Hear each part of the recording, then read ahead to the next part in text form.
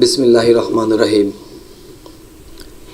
আমি সাধকদের উদ্দেশ্যে, যারা তরিকতে পীর মুরিদি হয়েছেন তাদের উদ্দেশ্যে, এবং যারা পীর মুরিদি হবেন তাদের উদ্দেশ্যে, এবং যারা শরীয়তে আছেন তাদের উদ্দেশ্যে, এবং সমস্ত ধর্মান্তর সমস্ত ধর্মের লোকেদের উদ্দেশ্যে আমি কিছু কথা বলবো। যে মানুষ জন্ম হইতে শুরু করে মৃত্যু পর্যন্ত একজন সূক্ষ্ম মানুষের কর্ম কি, কাজ কি, যে কর্মগুলো করলে, যেই কাজগুলো করলে একজন মানুষ এই পৃথিবীতে হইতে ধন্য জীবন কাটাইয়া এবং স্রষ্টার সাথে একাকার মিশবে, কি কি করলে, কোন কোন সাধনা করলে, কিভাবে চললে, আমি এই কথাগুলো কবিতার ভাষায় বলে যাব। হয়তো 3-4টা কবিতা বলা সহজ, কিন্তু এগুলা ব্যাখ্যা করে ভাঙায়া বলতে গেলে এরকম ঘন্টা 2 চলে যাবে। অবশ্যই কেউ ইউটিউবের মধ্যে ঘন্টা 2 আলোচনা কেউ শোনার সময় হবে না। তবুও আমি 10 থেকে 12 মিনিটের মধ্যে আমি আমার এই কথাগুলো বলার চেষ্টা করব। যে জ্ঞানী লোক যারা আছে, জ্ঞানী সম্প্রদায় যারা আছে, তারাই কিন্তু জ্ঞানের সংগ্রহ করে। আর যাদের জ্ঞান নাই, তারা জ্ঞান সংগ্রহ করতে ওই মনের সৃষ্টি হয় নাই, তারা জ্ঞান সংগ্রহ করে না। আর যাদের মোটামুটি জ্ঞান আছে, তারাই জ্ঞানের আহরণ করে। এদের উদ্দেশ্যে আমি কবিতার ভাষায় গদ্য আকারে বলে যাব। ইনশাল্লাহ এখান থেকে যদি কেউ বোঝে, তাহলে ইনশাল্লাহ তিনি রুহানি জগতে সাধন ভজনের মাধ্যমে অগ্রসর হইতে পারবে ইনশাল্লাহ।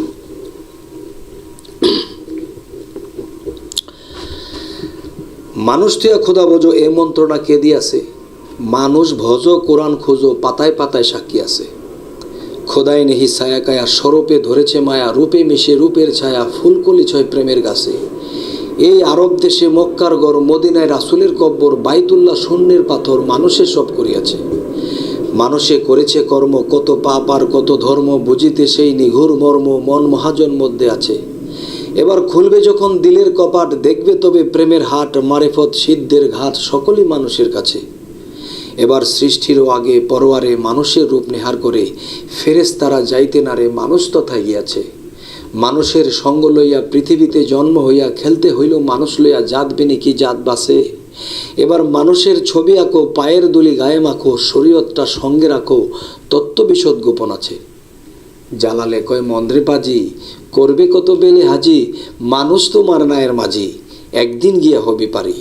জালালউদ্দিন খাঁর যে গদ্য আকারে যে কবিতাটা পাঠ করলাম, এর মধ্যে তিনি অনেক অনেক গুণের কথা বলে গেছেন। কিন্তু জালালউদ্দিন খাঁর এই কবিতাগুলো আমি বেশি পাঠ করি, বেশি জ্ঞান করার চেষ্টা করি, মানুষকে বলার চেষ্টা করি, কারণ তিনি আমার মুর্শিদের ভাই। ময়মনসিংহ জালালউদ্দিন খাঁর পীর ভাই আমার মুর্শিদ, এবং আমার মুর্শিদের একই গুরু শিষ্য তারা। তাই ওনার কথাগুলো আমি বলে প্রচার করছি। তিনি এখন এই জগতে বেঁচে নাই, তিনি রুহানি জগতে চলে গেছেন। সে যে কি কথাগুলো রাখা গেছেন, এগুলো আমি আপনাদেরকে শোনানোর জন্য আমি বলতেছি। এখন এই কবিতাটি প্রমাণ করে যে মানুষ থেকে খোদা ভজো এ মন্ত্রণা কে দিয়েছে, মানুষ ভজো এবং কোরআন খোঁজো পাতায় পাতায় সাক্ষী আছে। পাতায় পাতায় কোথায় সাক্ষী আছে?